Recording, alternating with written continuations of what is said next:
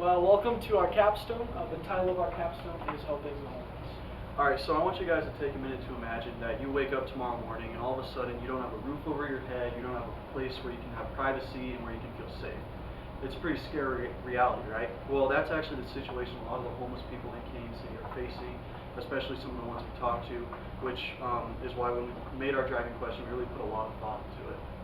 Yeah, and so the driving question that after we made some changes to the initial one, eventually we came and landed on this one, which is how might we increase awareness for loaves and fishes in order to leave a positive impact on our community. So my name is Eli McBride. I'm a junior here at Canyon City High School. I'm in the P-Tech Fire Science pathway. I'm currently on pace to graduate high school with my Associates in Fire Science and EMT certification. And in my free time, I like hunting, fishing, rock climbing, all sorts of stuff in the outdoors. Alright, so my name is Declan Hamilton. I'm a senior here at CCHS. I'm also in the Fire Science pathway of P-Tech. My goal when I graduate this year is to become a career firefighter, whether it's in wildland or structure here in town. Some of my hobbies include a lot of outdoor recreation, rock climbing, fishing, mountain biking, and hiking, camping. Just being outdoors, super great time. So that's a little bit about me. Our mentor for our capstone, her name is Dee Dee. She served in the United States Army, and then she began volunteering at Loaves and Fishes for 22 years. And for the past 13 years, she has been the executive director, which is the reason why we chose her for our capstone. Okay. So we're going on to our main timeline, which contains all of the pictures that we took throughout our entire capstone experience. So here we go. Again, the driving question, just as a reminder, is how might we increase awareness for loaves and fishes in order to leave a positive impact on our community. Keep that in mind as we go through this and think about things that you see. Okay, so when we started off like everybody else. You're filling out the initial paperwork that you need, deciding what you want to do for your capstone, just all sorts of small stuff like that. This picture here that we're going to get to is actually when we first really started our capstone. This is me and Declan went and met in Mr. Tessie's office. We kind of narrowed down what we wanted to do with our capstone, changed our idea a couple times to fit what we wanted to do in the end. And then after that, we went over to Ms. McCain and Ms. Tedesco in the PACE office, and we figured out how me as a sophomore getting into the internships would work for our capstone, just so that we were able to do that together and make sure everything would work out well. This is just us filling out some more paperwork, getting everything we needed to really start our capstone in our internship. Down here. As we keep going, this is when we started getting in contact with Dee Dee and Loaves and Fishes a little bit. Declan's on the phone right here in that picture. And then this picture is the professional consultant letter that I wrote for Dee Dee, basically just explaining to her what she would be doing if she accepted to be our professional consultant, helping us throughout our entire capstone experience. And then in this picture here, Declan actually went in, and this is Dee Dee signing that letter. Alright, so the next phase of our capstone, after trying to get everything figured out and getting all the paperwork done and like the pre-planning, was actually starting our internship with Loaves and Fishes. The beginning of our internship was a little rocky. Dee Dee was absent, so she couldn't show us around, show us the ropes of what we were going to be doing. So she gave us some listening material and things to look at online to give us a better idea of the homeless situation and what's going on. After that, we actually started volunteering as well on our own time. We did it a couple of times to make up internship hours in the kitchen. And so here's just us getting to prepare some meals for some of the homeless people for dinner one night. It was just a really great experience. And then after that, we started working in the warehouse once our internship actually got off the ground. We did a lot of different stuff. We got to talk and meet with a lot of different people as they came in to pick up food. Most of our job was actually packing these food boxes here. We did that every morning for about an hour, hour and a half. And these were the boxes that people could take home and feed their families with if they couldn't afford a grocery bill. Yep. And we also did some surveys as well. Okay, so this picture here just looks like some food boxes, which it is, but this is actually from Walmart. Loaves and Fishes gets donations from a bunch of different local places like Walmart, City Market, Safeway, and this was just one trip getting food from that. This picture here is of one of the 7 different programs that Loaves and Fishes has for housing for people in need. This is of Journey Home. It's right across the street from Loaves and Fishes. We got to spend a day there talking to Judy, who is in charge of of Journey Home and all of that. We got to also spend another couple days at a few of the different programs and kind of learn how they helped out as well with housing. This is just some graphs that we got to look at, which we'll get to in the math here in a moment. This is Rob. He was a really cool guy that we got to meet while we were at Journey Home. He had a really cool story. Went from being chronically homeless to now having a stable job and has housing at Journey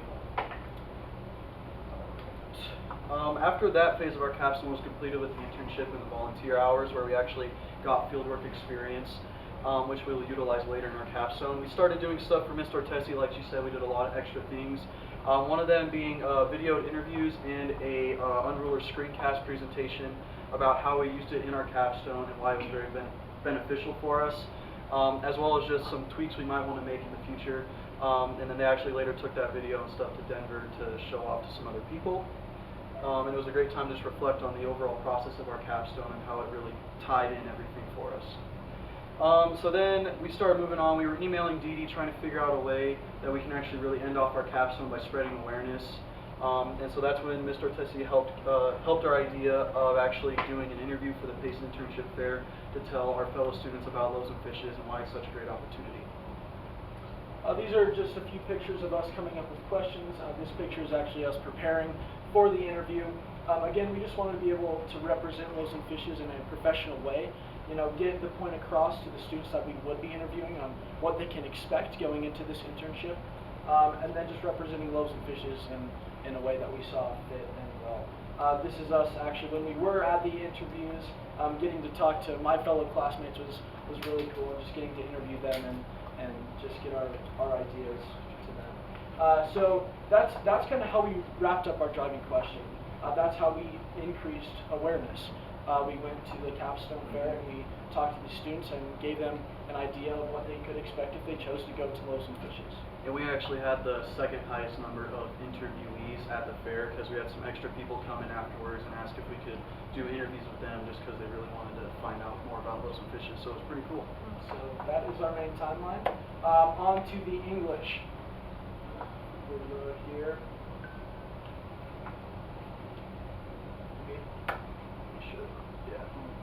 It's the school internet, not Unrulr as a platform. That's true.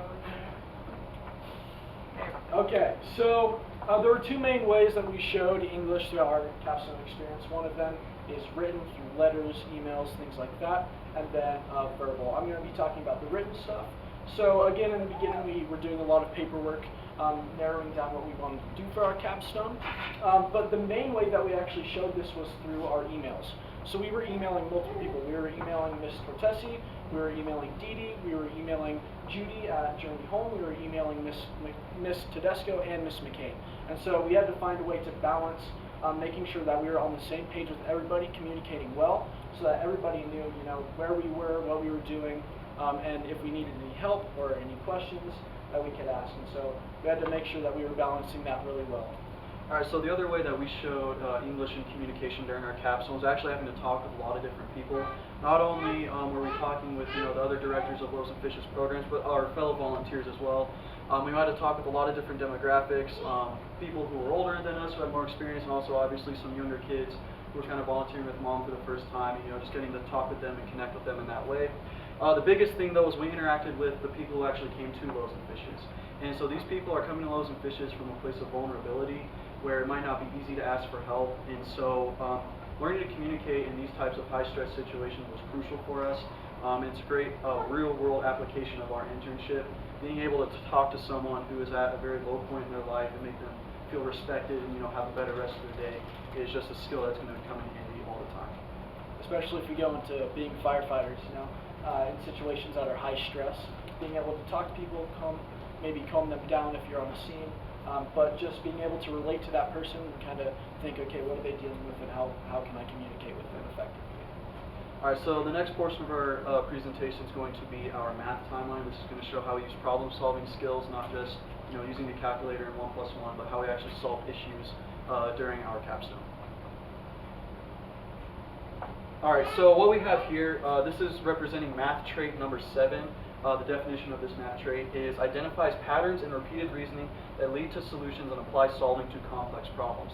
So what's going on here in this image is we have a bunch of food here that we're weighing on a giant scale, and then we then take the weight that shows up over here and record it down on this little clipboard right here. And then so they do that with all their incoming donations, whether it's public or private, from corporations or just some other people. They then take that data, and then this we actually pulled off the Loaves and Fishes website, so anyone can actually take a look at this. They take that data and then they compare it to how much food they're giving out, to kind of see if there's a pattern of a season where they're not getting as much and they're giving out more than they can feasibly do. And so they then use this information to apply for grants and hopefully get more food and stuff. On to our next math. This is math number 4. The definition is expertly uses mathematical principles to address real-world problems, organize data, and communicate a greater understanding of a concept. So we have a bunch of different graphs here, and what these graphs are showing. These graphs are showing the Built for Zero model. So basically what that is Built for Zero is a methodology that targets specific groups of homeless population and uses the data to effectively combat the problem and give them a better understanding of what they're dealing with. And so we have a couple of graphs here that we were able to look at. This graph, so they started doing all this in 2019, and then this goes up to 2023. Basically, this graph here just shows the general population of homeless in our community, and as you can see, the trend is that it's going down, which is something you want to see, of course, which is really cool. This graph here, if you can see this, there's a line that goes across the bottom here. This is homeless veterans in our community. And so Built for Zero has this thing that they call functional zero. Functional zero is when you have 3 or less of a specific type of homeless in this situation, and it's homeless veterans. As you can see at a point, we actually got down to absolute zero, so that means 0 at all. And then we were back up, in the functional zero range, and then the last time they recorded, they were just at 4 homeless veterans, which is really cool. This chart here shows the inflow, which is the stop, compared to the outflow. Basically what that means is just homeless that they were finding housing for, programs for them to go to, and places for them to stay. And as you can see, again, the trend is that it's going down, less are coming in, and because of that, less are also finding housing and places for them to stay. And then this graph here, again, just shows the general population of homeless in our area. Again, as you can see, it's just trending down, which is really cool. And then so this graph here is actually a great representation of how Built for Zero is actually working. You can see how many people just within 2 or 3 months actually got housing right after they started doing this and reporting the data. And back to the way that we actually were a part of this was when we were taking those interview questions for the people who were coming and getting food. All that information was a part of and helped for the Built for Zero model. So our final math trait is makes sense of problems to persevere in solving them. This is math number 1. So this one actually comes a little bit of a funny story. Eli and I were a little short on internship hours, so we needed to come in one morning and cook breakfast to kind of make those up. And so we got there at 4 in the morning, which was pretty tough to say the least. But so we get there and we thought we were going to be helping prepare the meal, that there was going to be either another volunteer or someone who works there in the morning kind of telling us what's going on, if they need some onions diced or some peppers cut and whatnot. No, turns out we actually had to have the plan and make the meal ourselves. So that was a bit of a shock, and so luckily we did manage to figure it out. We got everyone fed. But so what happened is we were like, all right, well, with our rudimentary cooking skills and whatever we can find in the back, let's make a meal for some people. And so we took stock of what we had, which was some eggs and some different vegetables and stuff. And so then we kind of asked the volunteers, like, hey, how many people are coming in? Usually, how much do we need to make? It's around 30 to 35 in there. And then they have some extra people who take boxes out to go with them so they can get their day started earlier. And so once we kind of knew how many people were coming, we made sure we had enough ingredients and we started cooking. We made some egg muffins, which were actually a pretty big hit that morning. Everyone kept coming up saying how cool it was and that they loved it a lot. So luckily it was a good situation, but it could have gone very wrong. But yeah, that's how we problem solve that one. So on to tenacity and reflection. So this is our first trait and skill.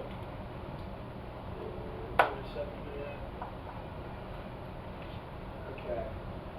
So the start here, again, you might recognize this picture. This is when we went in to talk to Ms. McCain and Ms. Tedesco about our internship. The way we showed tenacity was, of course, by me as a sophomore, sophomores don't usually do internships, and so we were trying really hard to figure out how we can make it work. And we kept trying different ways to see how we could end up going together so that we could do our capstone in this way. And we also had to change our capstone from our original plan, so we had to revise that and go ask them some questions about what we might be able to do instead. And then so on the reflection side of things, during our video interviews and our screencasts we made with Unrulr, a lot of that was going back through our capstone, seeing everything we had done and accomplished, using Unrulr as a lens, both figuratively and literally, of how we use it to record. And it was just a great time to go back and see everything that we had done previously, so that we could actually, when we presented Unrulr, that we came from a place of knowledge. And so that was a good experience. The nasty side of that was that we had to make a screencast, and Mr. Ortesi made us redo it like 4 times. So we had to keep trying. Had to keep trying with that, yeah. This is tenacity as well. Yeah, so this is an email of us to Ms. Ortesi. Basically, we were just trying to figure out a time to meet with her and talk more about her capstone, specifically like the main idea of spreading awareness. We had to, keep trying at her because she's pretty busy, and so we had to keep asking for times to meet with her and figuring that out. And then so the biggest piece of reflection during our capstone actually came at the end when we were interviewing people. This here is a screenshot of an email. I do have the file hidden just for the privacy of the students who we got to interview. But this was our kind of yay or nay list on who we were actually suggesting that DD should take a look at for the internships if they get called about it.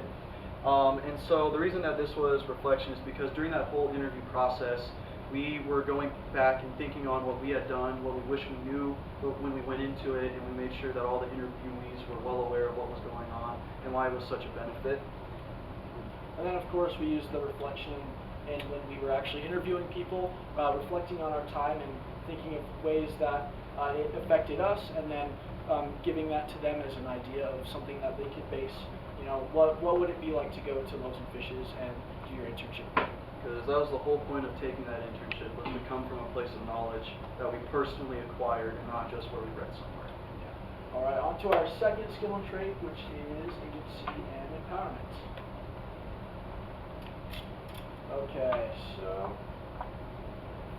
Okay, so the way this picture is actually of the questions that we were asking the people. The way we had to show agency with that was, we were comfortable talking to these people, but some of these questions could be pretty sensitive for them, and so we had to take the initiative, to go and actually talk to these people. We had to get, I believe it was like 10 or so each that we need to ask these questions to, and then just making sure that we were going and actually asking these questions instead of, just giving them their food, telling them to have a nice day. And that's just a great example of empowerment right there as well. Just a real-world situation where having good communication skills being crucial was just right then and there, going up to these people, taking that survey to help Loaves and Fishes better help others, and so that was pretty good. Okay, so this picture here actually has a pretty cool story that goes along with it. Basically, one day while we were at our internship, there were a few volunteers who were picking up some food donations from, I believe it was either Safeway or City Market. But while they were there, a Wonder Bread truck was dropping off their food to wherever it was, and they had an excess amount. And so usually what they would do is they just throw it away, but they saw the Loaves and Fishes sign on the vest, and they came up to them and asked, hey, is there a way, that we can give this to you guys? And so instead of just kind of being like, yeah, you can go here, these volunteers actually took the initiative to go out and be like, yeah, follow me, this is where we need to go. They introduced them to Dale, who was in charge of the warehouse, and he talked to them about, coming on a weekly basis and dropping off bread, which is something really cool. So this isn't necessarily us, but it just shows how these different skills and traits aren't just us searching for them to put into our capstone, but it actually shows how people in the real world use these on a day-to-day basis. Alright, so over here, this shows empowerment because in the real world, obviously, we're going to have to apply for jobs once we graduate high school, whether that is applying to become a firefighter or something else in the meantime. Just, more interview experience, the better, being able to answer questions. And so that's what this was here, is we're being video interviewed on a topic about Unrulr. And so that was just a great way to test our skills and just keep growing that skill set, which will be very applicable in the real world, and for me, especially soon. And then the agency side of that was just making sure, so we did all this on our own time, making sure that we had everything set up in Unrulr the way that it needed to be, and then just making sure that we got all the information in there that Mr. Tessie wanted us to have.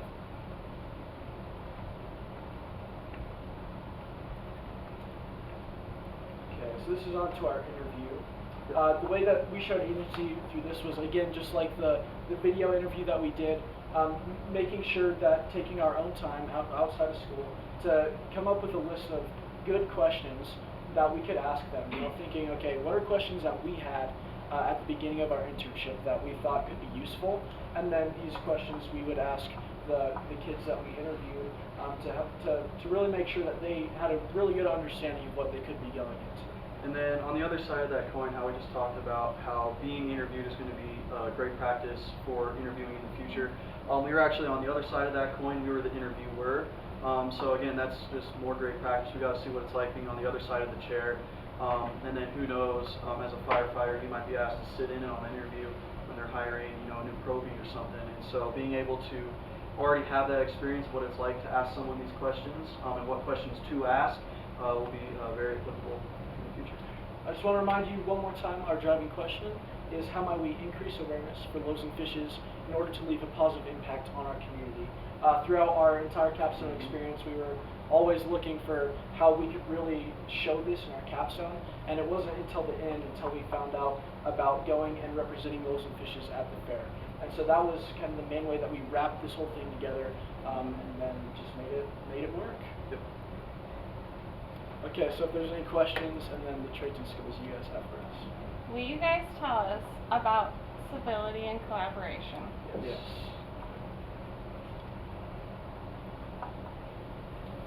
Loading the main Unrulr thing here. I'll take a second.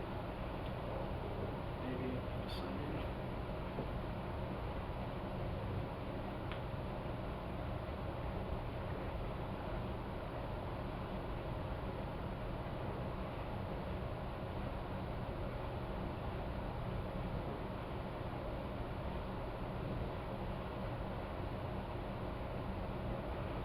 Civility and collaboration. So obviously, before you even see any pictures, it's pretty obvious. We were spending a lot of time with a lot of different people, being able to collaborate with, whether it was different people who were volunteering with us, or if it was the people who were actually coming to get food from Loaves and Fishes or coming for help, talking to these people, and then anyway, yeah, just talking with people, and then we were constantly interacting with people all day, every day that we were at our internship.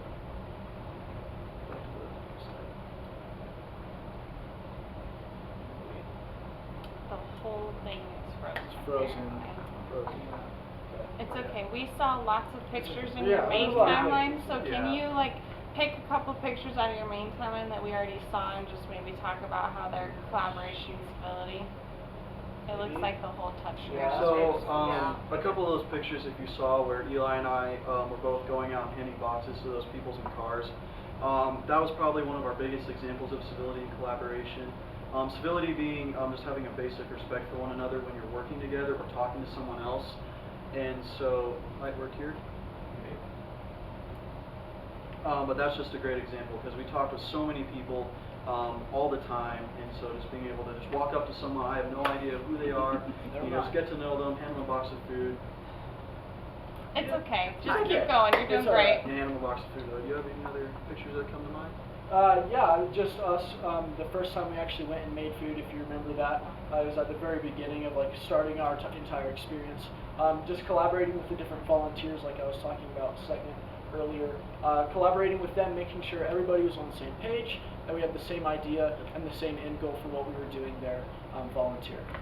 And then I guess one final example would be Rob.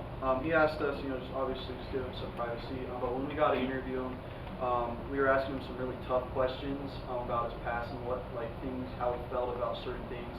And so being able to communicate with him like that was a big example of showing civility with someone else, because he was extremely kind to allow us to do that interview with him. And so that was a really great experience to hear.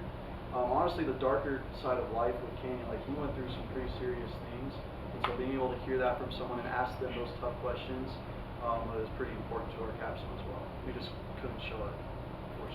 I don't have the pictures, but any other questions?